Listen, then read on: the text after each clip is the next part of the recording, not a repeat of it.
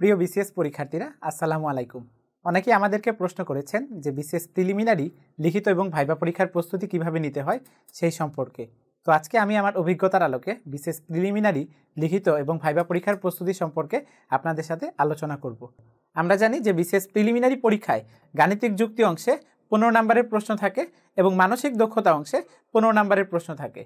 এবং আপনার যদি ভালো প্রিপারেশান থাকে বা আপনার যদি ম্যাথের বেসিক ক্লিয়ার থাকে তাহলে আপনি এই গাণিতিক যুক্তি এবং মানসিক দক্ষতা টোটাল 30 নম্বরের মধ্যে 30 নম্বরই পেতে পারেন।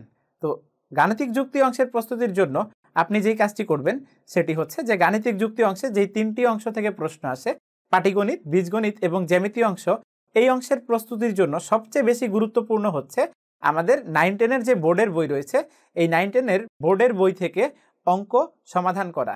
9-10-এর বোর্ডের যে সাধারণ গণিত বা জেনারেল ম্যাথ বইটি রয়েছে এই বইয়ের সাথে আমাদের বিসিএস প্রিলিমিনারি পরীক্ষার যে সিলেবাস রয়েছে এই সিলেবাসের যে টপিকগুলো বোর্ডের বইয়ে রয়েছে সেই টপিকগুলো বোর্ডের বই থেকে সম্পূর্ণ সমাধান করতে হবে এবং হায়ার ম্যাথ বই থেকে যেই টপিকগুলো বিসিএস প্রিলিমিনারি পরীক্ষার সিলেবাস রয়েছে হায়ার ম্যাথ বই থেকে আমরা সেই টপিকগুলো সমাধান করতে পারবো। এরপরে আমরা যেই কাজটি করতে পারি সেটি হচ্ছে যে কিছু স্পেসিফিক বিষয়ের উপর আমরা আলাদাভাবে জোর দিতে পারি।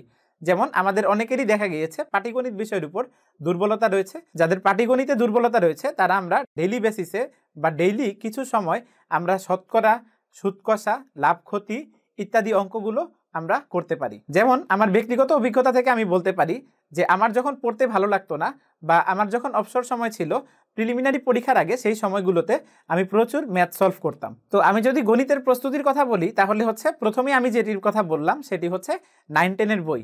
তো 9-10-এর বোর্ডের বই তো আপনি সলভ করবেনই, এর পাশাপাশি আপনি বাজারের যে কোনো বই থেকে বিগত বছরের প্রশ্নগুলো সলভ করতে পারেন এবং আপনি হচ্ছে বিগত বছরের বিসিএস প্রিলিমিনারি পরীক্ষার প্রশ্নগুলো যদি অ্যানালাইসিস করেন, বিশেষ করে বিগত লাস্ট কয়েক বছরের প্রশ্ন থেকে আপনি দেখবেন যে কিছু বিষয় রয়েছে সেগুলো বিসিএস প্রিলিমিনারি পরীক্ষার সিলেবাসে না থাকলেও সেগুলো থেকে প্রশ্ন চলে আসে।